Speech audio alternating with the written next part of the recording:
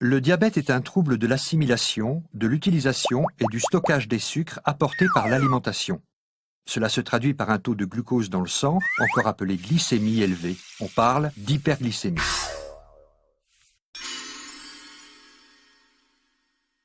Les aliments sont composés de lipides, protides et glucides. Ce sont eux qui fournissent l'essentiel de l'énergie dont a besoin le corps pour fonctionner, qui passent dans l'intestin, puis rejoignent la circulation sanguine. Quand on mange, le taux de sucre dans le sang augmente. Les glucides sont alors transformés essentiellement en glucose.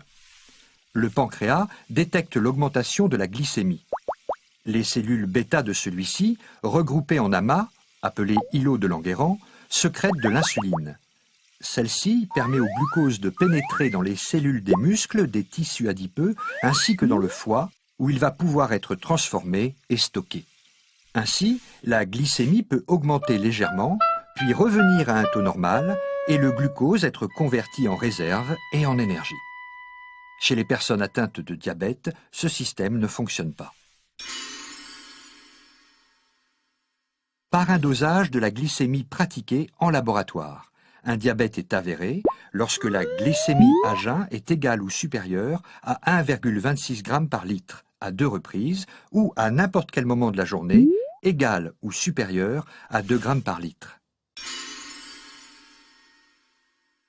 Oui, on distingue principalement deux types de diabète.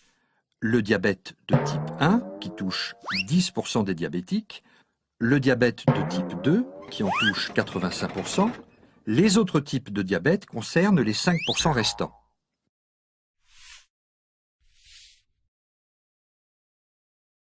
Anciennement appelé diabète insulinodépendant et habituellement découvert chez les personnes jeunes, enfants, adolescents ou jeunes adultes, les symptômes sont soif intense, urine abondante, amaigrissement rapide.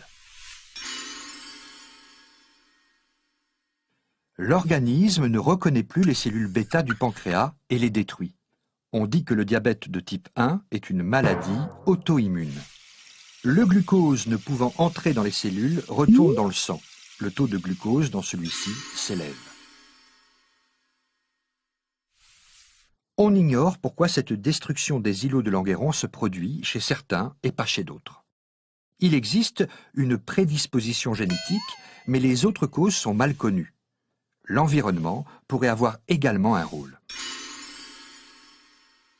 Le corps ne fabriquant plus du tout d'insuline, l'unique traitement actuel est l'apport de celle-ci, soit sous forme d'injection, avec une seringue ou un stylo, soit avec une pompe, appareil portable ou implantable, destiné à administrer l'insuline en continu.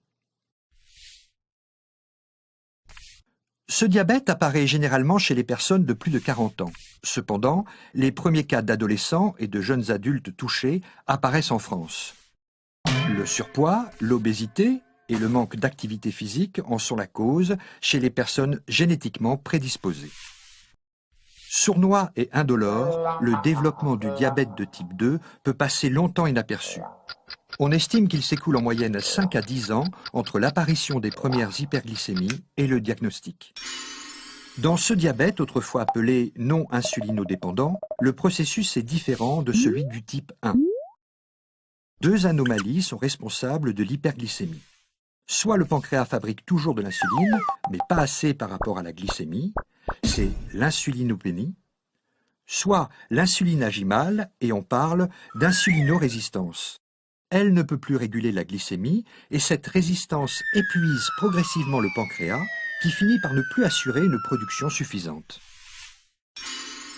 Il n'existe pas une cause précise, mais un ensemble de facteurs favorisants.